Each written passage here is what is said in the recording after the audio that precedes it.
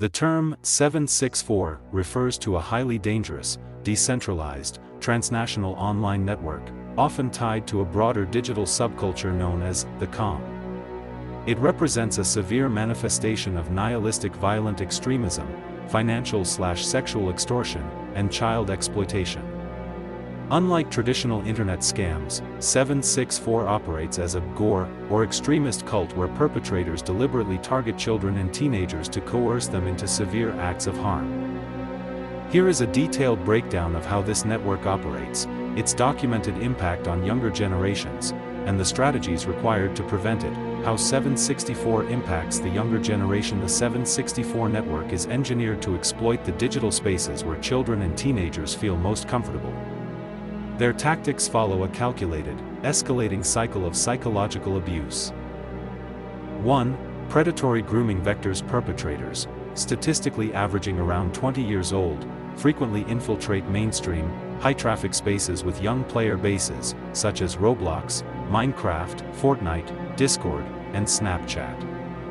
They isolate victims by building intense personal or romantic trust before migrating the conversation to unmonitored private channels or encrypted apps like Telegram. 2.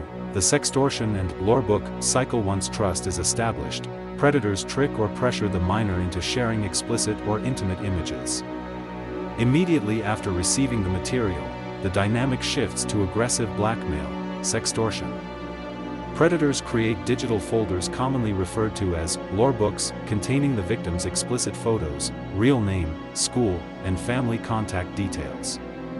They threaten to dox, leak, this information unless the victim complies with further demands.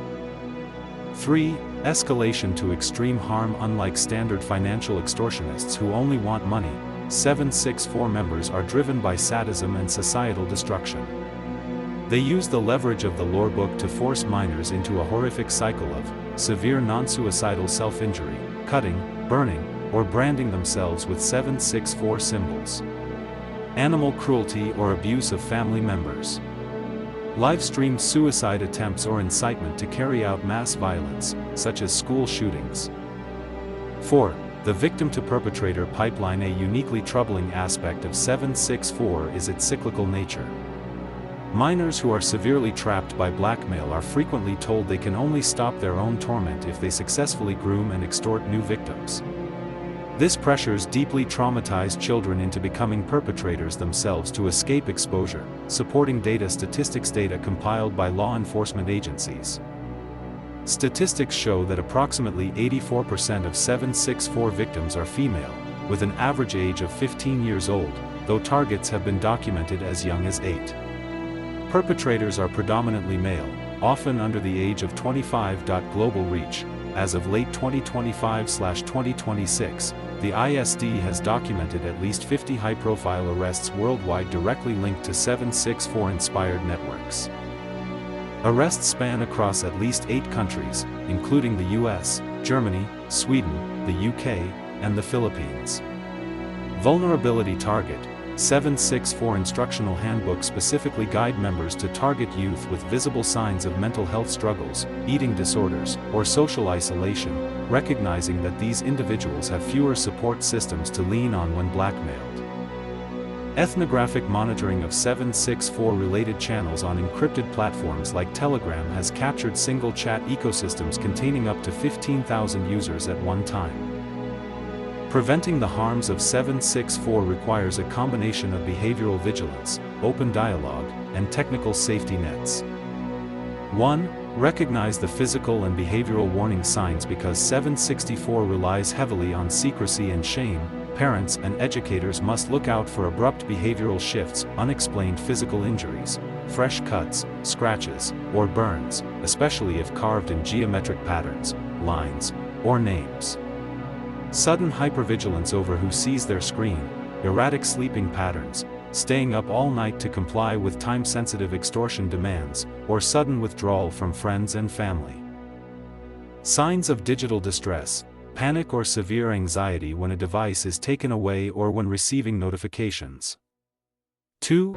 Shift from stranger danger to shared material education. Traditional safety talks focus on not talking to strangers, but 764 predators excel at masquerading as peers, romantic interests, or supportive friends. Youth must be explicitly taught never to share intimate images, even with people they believe are their boyfriends, girlfriends, or online peers, that digital trust can be manufactured rapidly by malicious actors. 3. Implement strict technical guardrails. Platform auditing. Review privacy settings on platforms like Discord and Roblox. Ensure that direct messaging, DMs, from non-friends or unverified server members is strictly disabled. Encourage reporting mechanisms. Familiarize youth with resources like Take It Down, operated by the National Center for Missing Exploited Children, a free, anonymous tool that helps minors stop or remove explicit images of themselves from being circulated online. 4. Create a no-shame lifeline. The greatest weapon a 764 predator has is the victim's fear of their parents' reaction. Children must know with absolute certainty that if they make a mistake online or find themselves being threatened, they can come forward without facing catastrophic punishment or abandonment. Breaking the silence instantly strips the extortionist of their leverage. If a minor is being actively extorted or targeted by an online network, it should be reported to PNP. The threat of the 764 network has become a high-priority national security and child protection issue for the Philippine government. This shift occurred after a severe wake-up call in mid-2026. A tragic school shooting in Tacloban City involved 2 minors who were discovered to have been aggressively groomed and manipulated online by an adult handler linked directly to 764. The government urges parents, teachers, and youth to immediately report any suspicious online grooming, threats of doxing, or self-harm instructions to the CICC Interagency Response Center or through local PNP cybercrime units. Thank you for watching. Please like and subscribe.